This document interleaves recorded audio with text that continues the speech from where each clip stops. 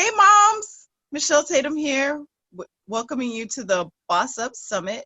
I decided to put together a series of interviews of entrepreneur moms, all women of color, just showcasing their entrepreneurial journeys, some of their challenges they faced, some joyous moments they've had in their business, in the hopes to give you some tips and tricks on how to manage being an awesome mom and building your own legacy in business. And hopefully by the end of this, you'll have a game plan on how you can get started.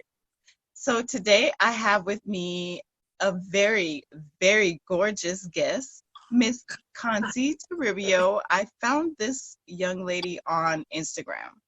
And what struck me first was that when I looked at her Instagram, she was actually working her business. I could tell that she had an active business and that she was passionate about what she was talking about. And when we connected over the phone, it was just, I knew that I wanted to pick her brain and put this woman's brand out there so that we know that there's someone out there also serving us in our hair and, So anyways, without further ado, please welcome Miss Consy. Hi, thank you. I'm so excited to be here. Thank you, Michelle, for the opportunity. I really appreciate it. And thank you for that lovely introduction. Not sure that I'm worthy. You are. All of that came straight from the heart, girl. All of that. Thank you. That was really sweet. I appreciate it. So tell us about you and your business, what it is that you do, and how many kids do you have?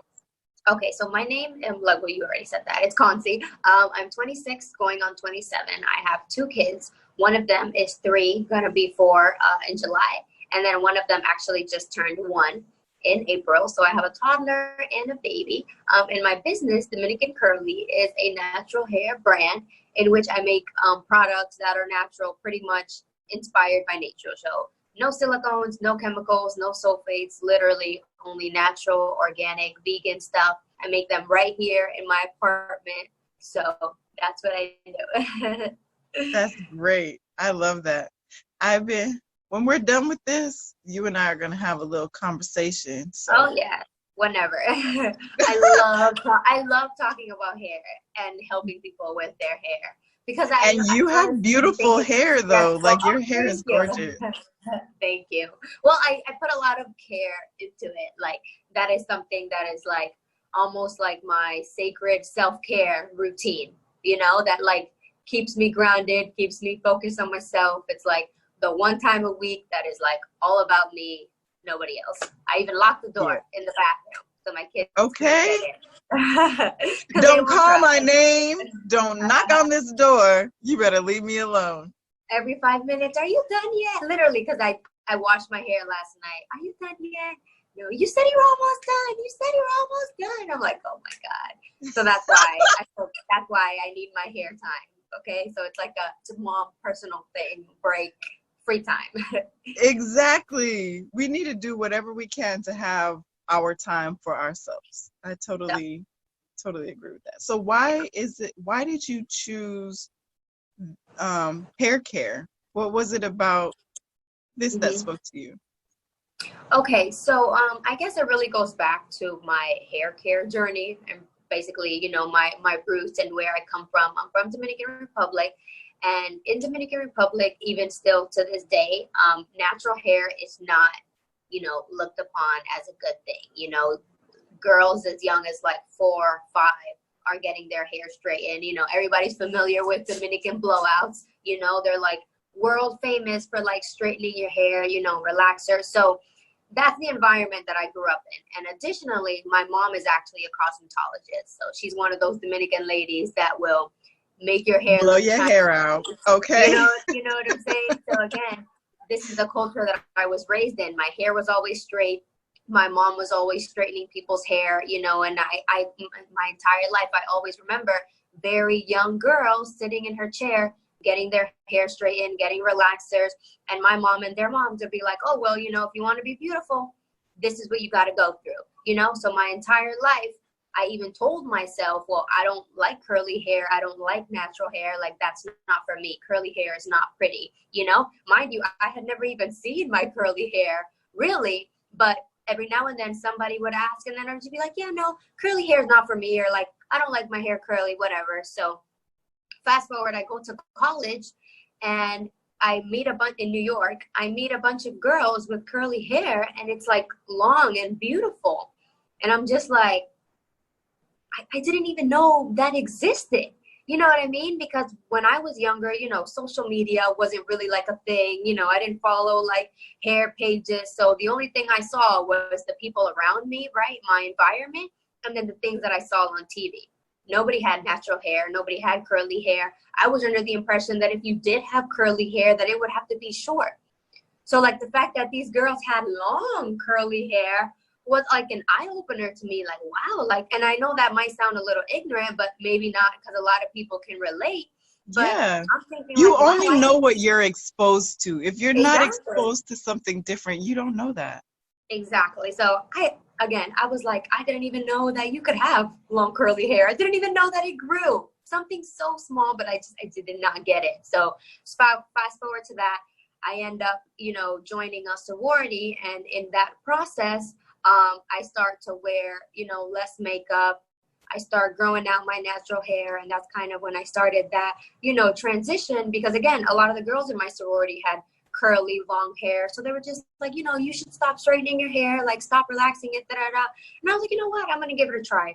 So I give it a try then, and then while transitioning, I just like, you know, start going on YouTube, start following natural hair influencers, start learning, start reading, start, you know, watching all of this content about natural hair. And then I just immediately fell in love with it, and with natural hair care, with, you know, telling people about natural hair.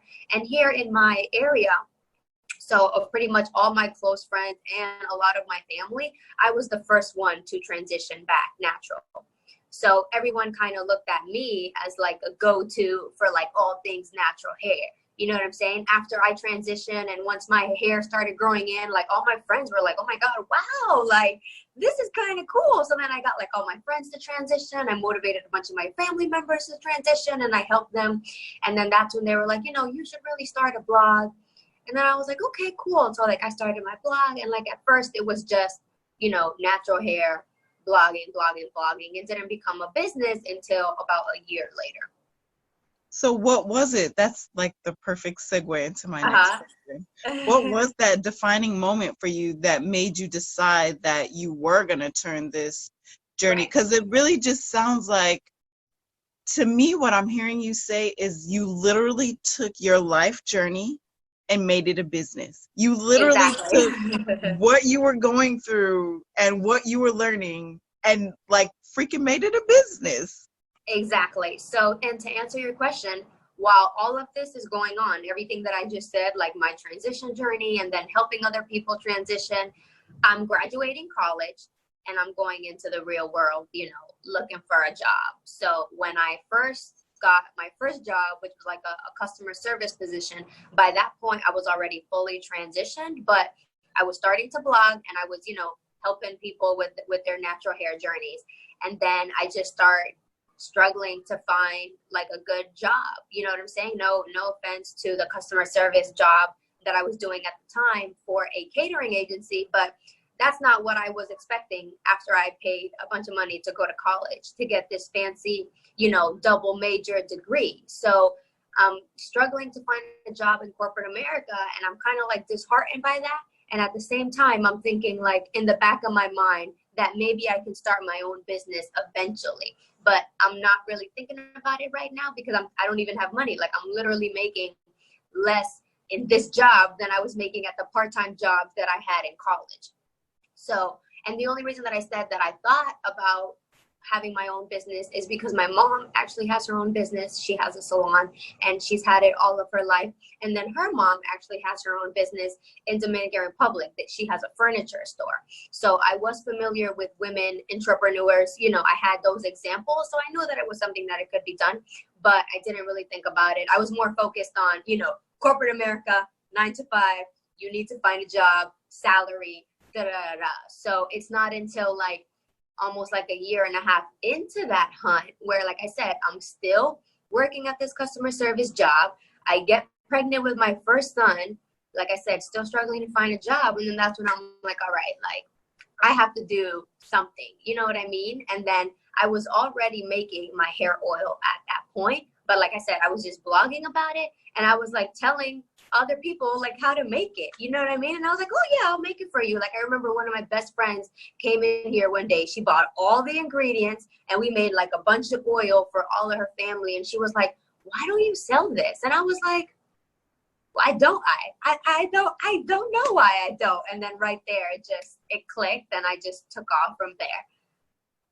That is awesome. Yeah, that is awesome. That is such a common story though, like for people to go to school and get this big fancy degree that you've spent tens of thousands of dollars for, and then you can't even work with that degree, you know, like you've invested all this money. And you know, just the fact that your mom was an entrepreneur before, and so you kind of like had that example of you don't have to have a job. Did that make it easier for you to decide, you know, that you wanted to be an entrepreneur, seeing your mom as an entrepreneur? To be honest, not really, because again, having my mom, the mindset that she has growing up in Dominican Republic, coming to this country from Dominican Republic for your kids to go to college, you know, and to get this office job, you know, to be a CEO, I mean, not a CEO, but like a director. I don't know. I'm thinking maybe like management or something. So that was her idea. So she wasn't really motivating me to be an entrepreneur. And I wasn't really trying to like go off of that example. I would say I was still thinking that the way that I was trained for, you know, the college, the job, I still thought that was the better way. But once I realized that it wasn't, and that, okay, because even when I did end up finding an office job at this point, I'm still blogging. This was a little bit before I started my business. I realized that there's other aspects of corporate America, you know, that I'm not really down with. You know, for example, we have the pay gap. That's a huge thing. You know what I'm saying? Not just for male and females, but also for females of color, you know, being Hispanic, being Latina. I'm thinking that this is amazing. You know, I'm bilingual. I have a college degree. Like, this is great. Like, I'm a great candidate for, you know, for raises and promotions. But then I learned it's like, wait, you're not. Even though you're smarter than everybody, you're still a little Spanish girl to these people, you know, excuse my language. But so that's when I realized, like, if I really want to make something of myself without, for a lack of words, like kissing people's butts, like, I'm going to have to do my own thing. And that's when I started, and that's when I realized, well, you know what, at the end of the day, my mom has had a business my whole life. Her mom has had a business, you know, their whole life. So it's interesting to me that they, and again, ignorance is bliss, but they, I feel like, had my mom almost like prepared me to have a business from a younger age, I maybe wouldn't have even have had to went to college.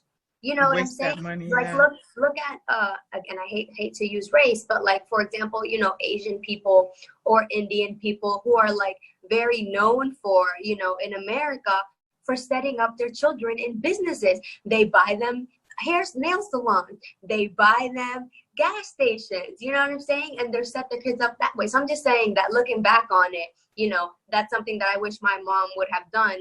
But coming into this country as an immigrant, you think of the American dream and you're not thinking about entrepreneurship. You're not thinking about your own business. You're just thinking, go to college, get a job, have a salary, you know, and work for the rest of your life. And that's it. So when I realized that that wasn't for me, I was like, no, I have to do something else. And then I did use, and at that point, I did use my mom and my grandmother as, you know, examples and inspirations for me.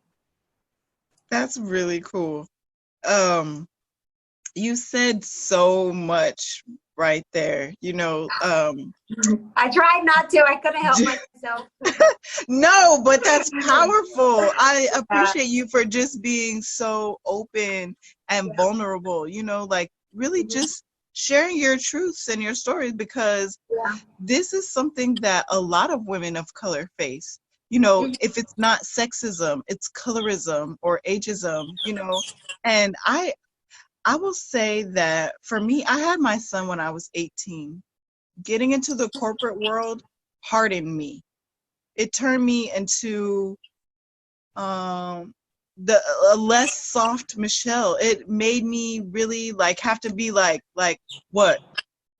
Mama Yeah, bear, you know, like, and as women, defensive. it, yeah, it's out there. And for you to say that, like, it's a truth. It is a truth. Hmm. We as women of color, we face that all the time.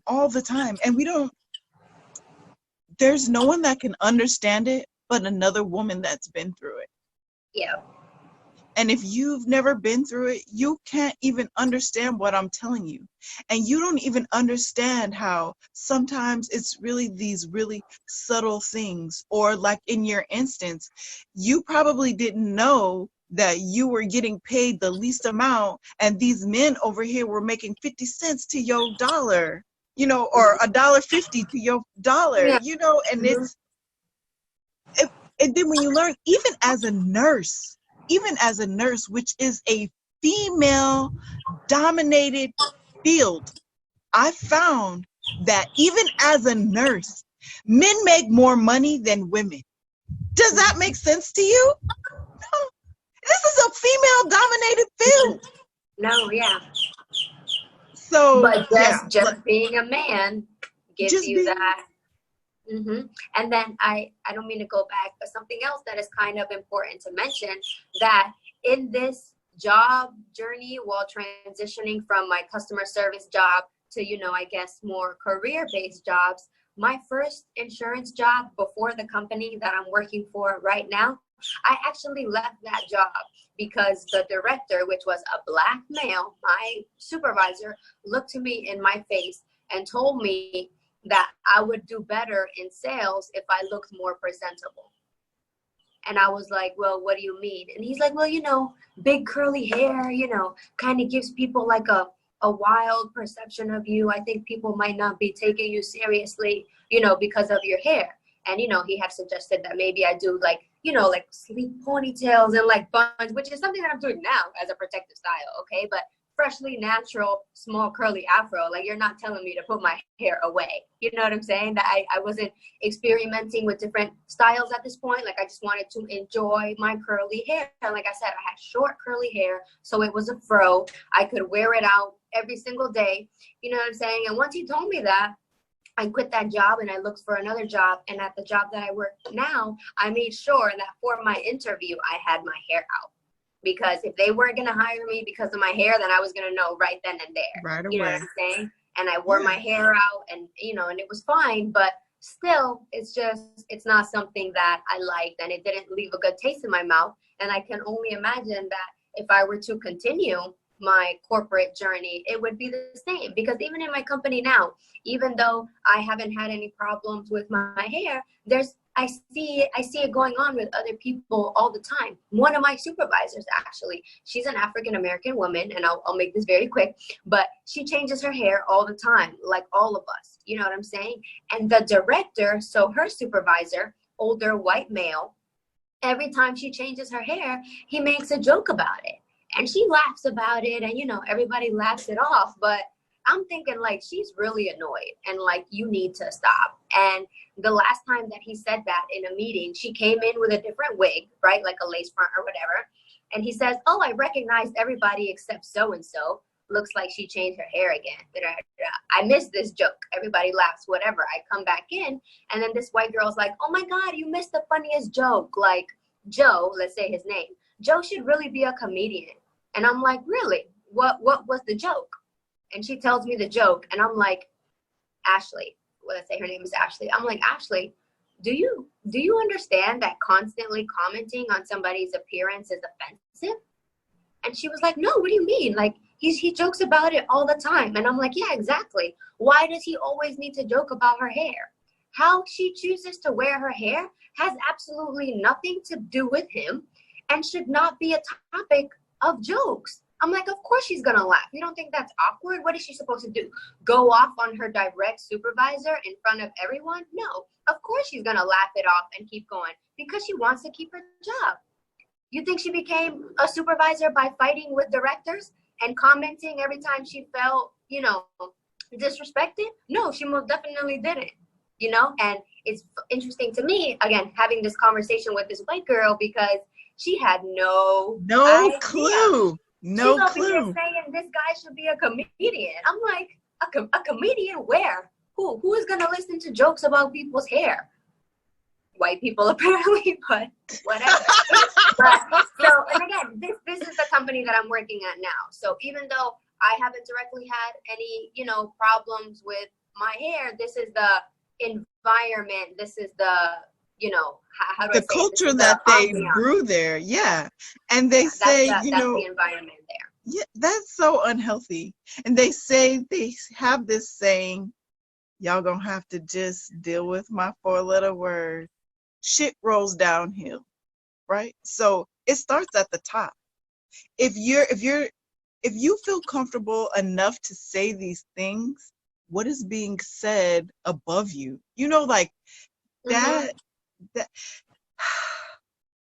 I could get on a soapbox and go on a tangent about how women of color suffer from, and then if she would have spoke up, she would have been the angry Black woman.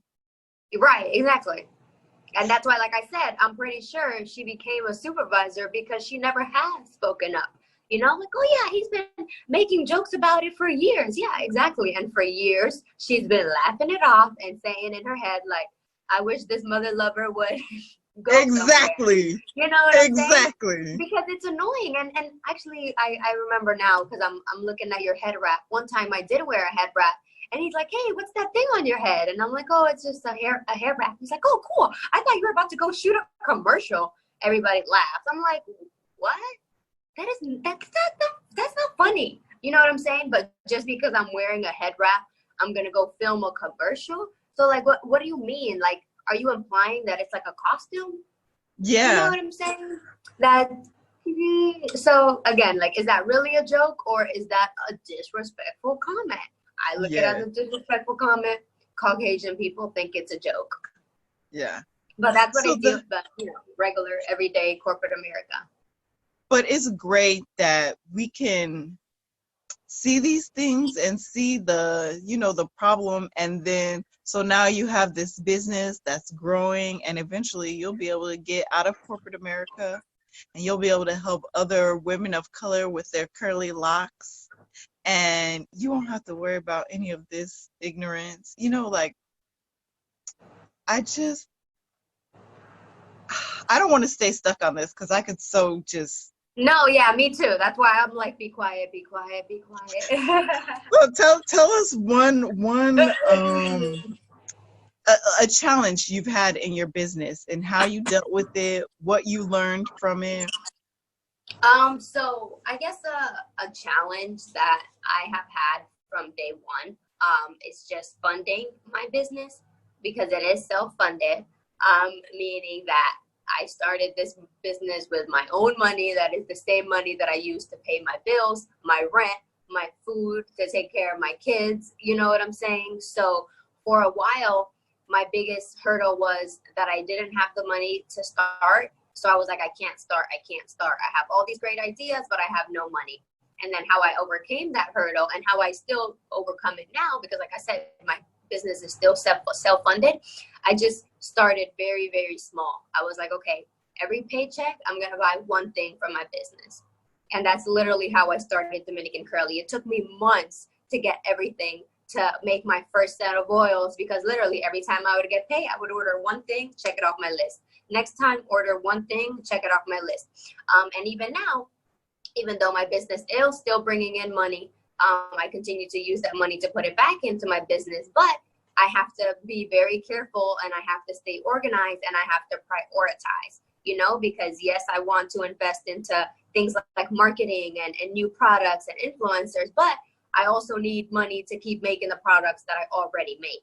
So it's a constant prioritizing, like, okay, do I need this first or do I need this first? You know, like what can I do to be most efficient for my company financially, you know? And if I do have to put in some of my own money, which most of the time I still do. Like I said, I just take my time with it, little bit.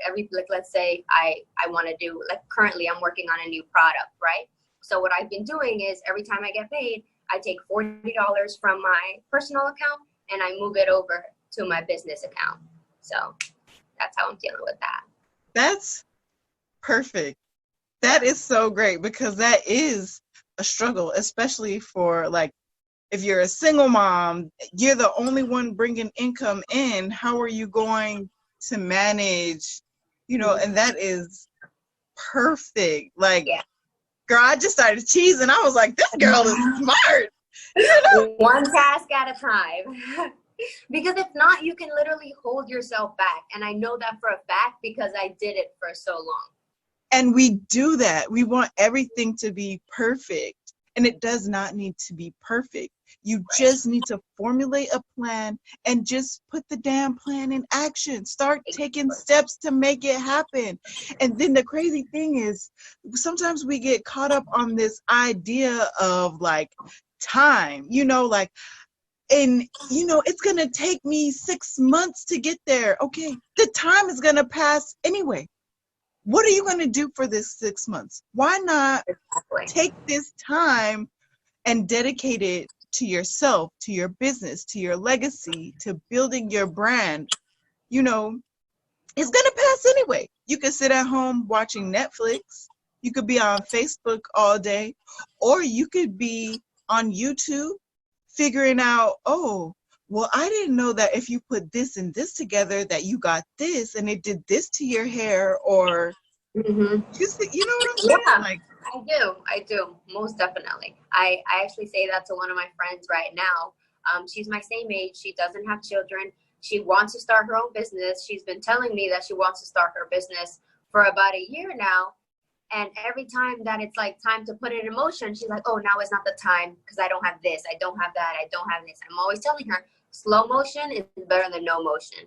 Until you gotta just go with it. You know what I'm saying? I didn't have $1 million investment. I didn't have time. You know what I'm saying? I had a kid and a minimum wage job. But I decided to one product at a time, one bottle at a time. You know, that's if now is the time. If not, you're never gonna do it. Say that one more time for the people in Now the back. is the time. Now is the time. If not, you're never gonna do it because you're just gonna keep putting it off, and fear is gonna find a way to hold you back. It's gonna be something. You know what I'm saying? If you had the money, then you're gonna say, "Oh well, I don't have the Instagram following." If you had, right, you know, oh well, right. I don't have this.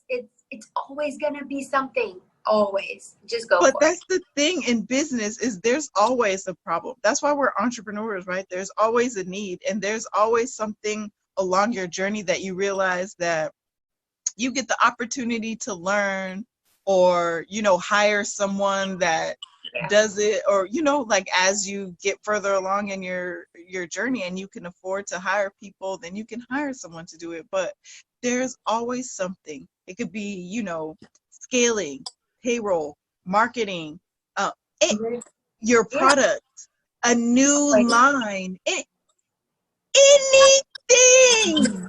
There's so much. No, you're right. So, like I said, slow motion is better than no motion. Take it one day at a time. Just take those steps to just make it happen. I so am in so much agreement with you right now, Consy. Good. You're so, see, I knew I did a good job picking you. Yes, you did. Thanks for making me proud. You're welcome. So tell us a joyous moment that you've had in your business. Honestly, every time that I get an order is a joyous moment. And I don't mean to be corny or cheesy or just like, you know, pick something simple, but like, it's exciting. You know what I mean? Like, I get the automatic notifications on my phone. Like, I literally always do like a little happy dance or a smile. Like, I'll say something out loud no matter where I am. Like, if I'm with my friends, my family, like, oh my God, guys, I just got an order. And everybody's like, yeah. I'm like, yeah. If I'm driving around with my kids, I'm like, oh my God, Ethan, I just got an order. Yay, Mom. Like, because he knows, like, that I always get excited, like, whether it's $10, $20, $30, $40, anybody, you know, spending money on my website is a celebration for me, because for a while, that's one of the things that I let fear, you know, get into my head about, oh, well, are people even gonna buy this stuff? You know what I'm saying? Like, where am I gonna find these customers? Like, what if nobody wants to buy my stuff? So I celebrate every single order, every single time. Yeah. And you're not the only one. It's not cheesy.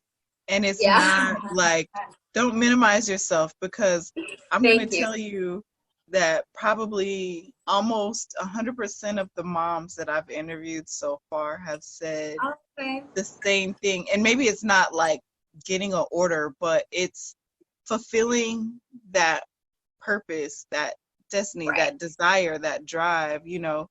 That's what is, for every mom entrepreneur I've interviewed so far, that's like their most joyous moment, is actually living, breathing, doing what they're supposed to do, and having people thank them about it, and, you know, being able to be of service. So you fall right in line with everybody, girl. Okay, good.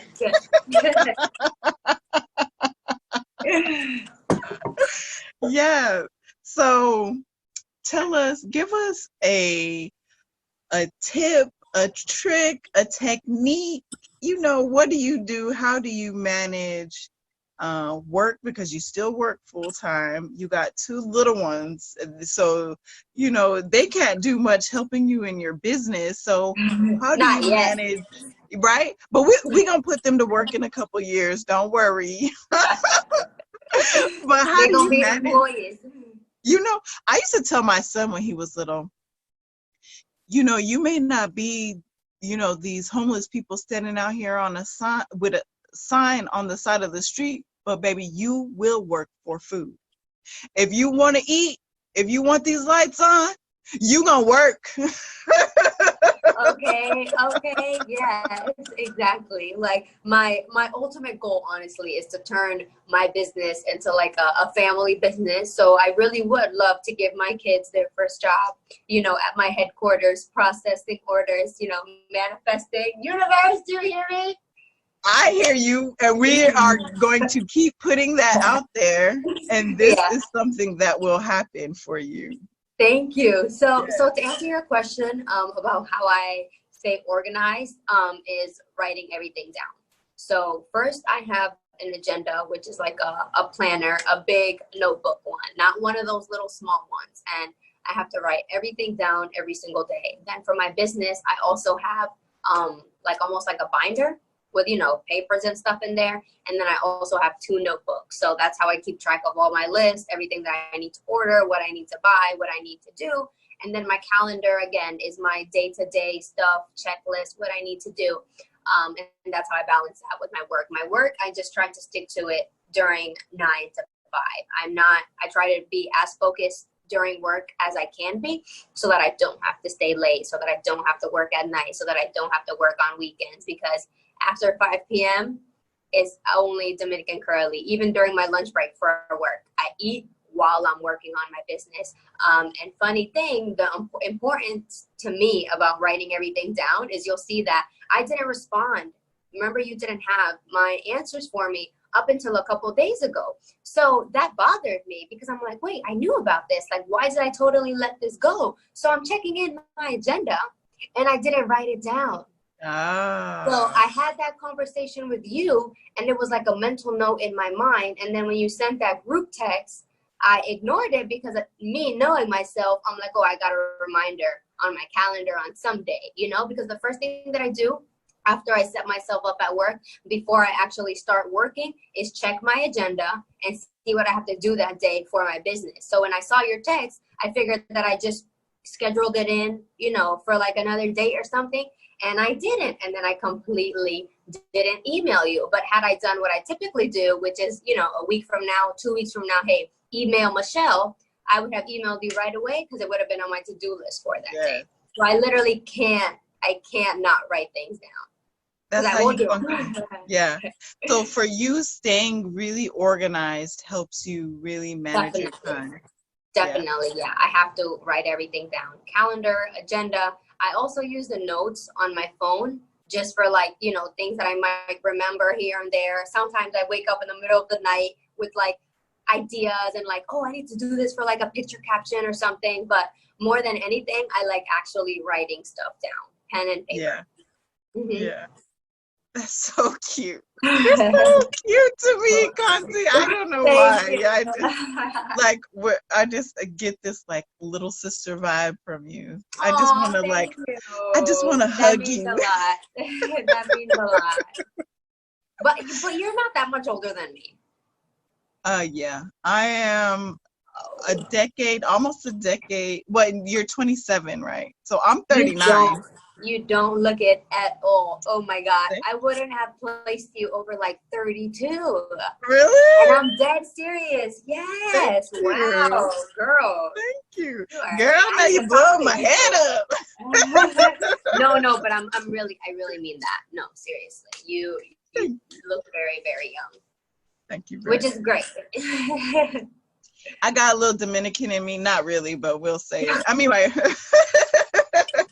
I mean, we're all mixed at the end of the we day. are. So We we are. definitely have similar ancestors. Yeah. And even, this is a really big sidebar, but this is so true. When you look at like the genealogy and even back as far as like the Incas and the Mayans and, Hmm. the Aboriginal people, every Right. land has a native people, even in New Zealand. And all of Hmm. their native, Yeah. every land except for Europe, their native people are dark skinned. Hmm. Alaska, Hawaii, all the islands, you think about Bora Bora, none of those people are white. They're all, Yeah. you know what I'm Because saying? no, I do because I mean, and again, sidebar, but since we're getting, all political and stuff, remember that the Earth at one point, the actual land was just one piece. Big mass. Yep. So white people or lighter skinned people didn't really even exist until the land started breaking up and Shifting. people started traveling all over the world.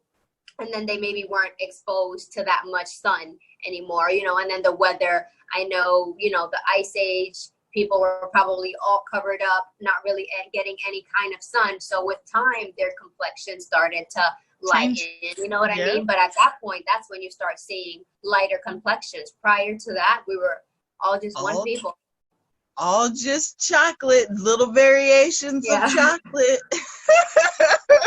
Yeah. But anyway, so before we go, I know we're like wrapping this up. Okay. So what do you have any last thing on your heart that you want to share? Just anything that's coming up for you that you feel would be like just a juicy nugget.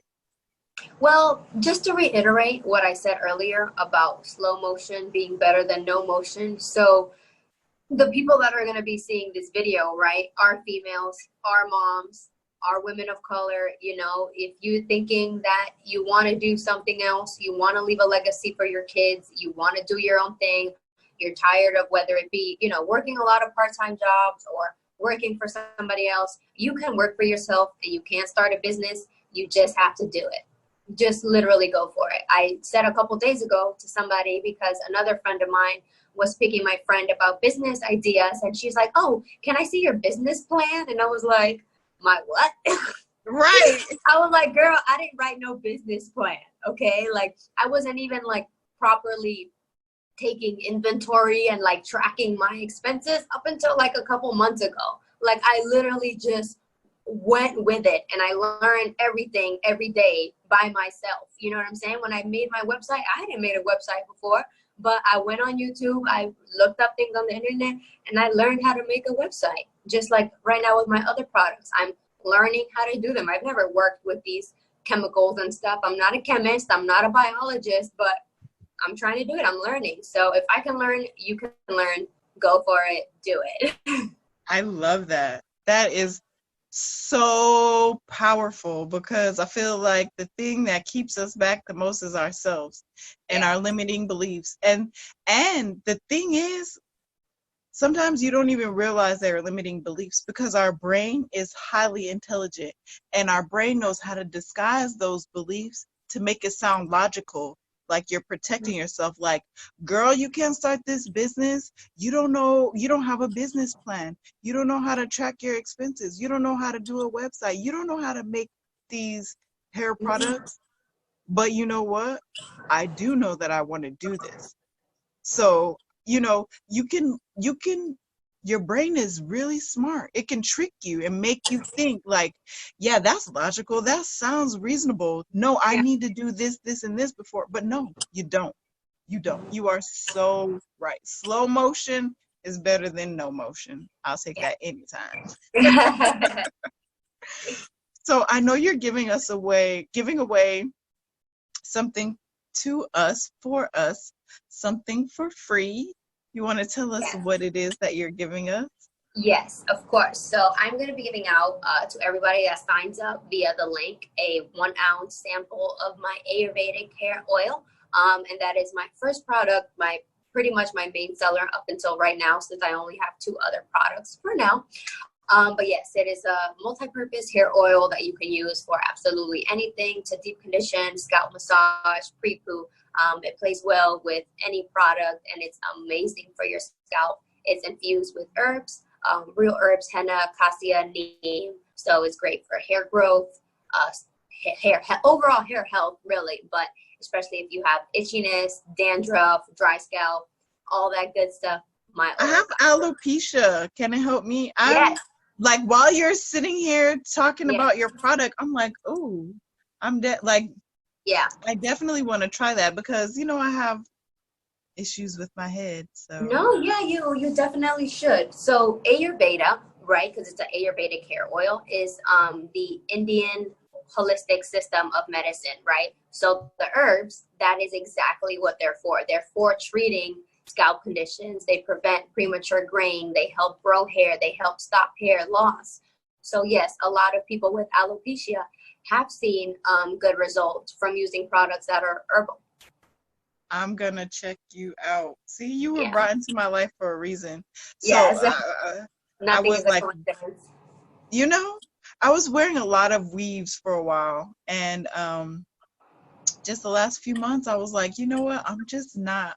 I'm gonna see what I can do to grow my hair. See if Yeah. I can grow my hair back. Yeah, And you can. initially it started with my nutrition, and so since I've gotten Okay. that better, then I'm like, if I feel better, and even my skin looks better, my scalp looks better. Like, it's time for me to start doing other things and Yeah. see, what I can do. But anyway, so that was all about me. This is not about me. Hit me up Um, later. right. We'll chat later. Okay. So there's a link. If you are watching this video, that means you got the email. In your email, there's a link. Click the link, fill out the form, and Consy will get you your sample for your product. If you don't fill out the form, you're not getting it. So you But if you have do, to you click the link. will. Yes.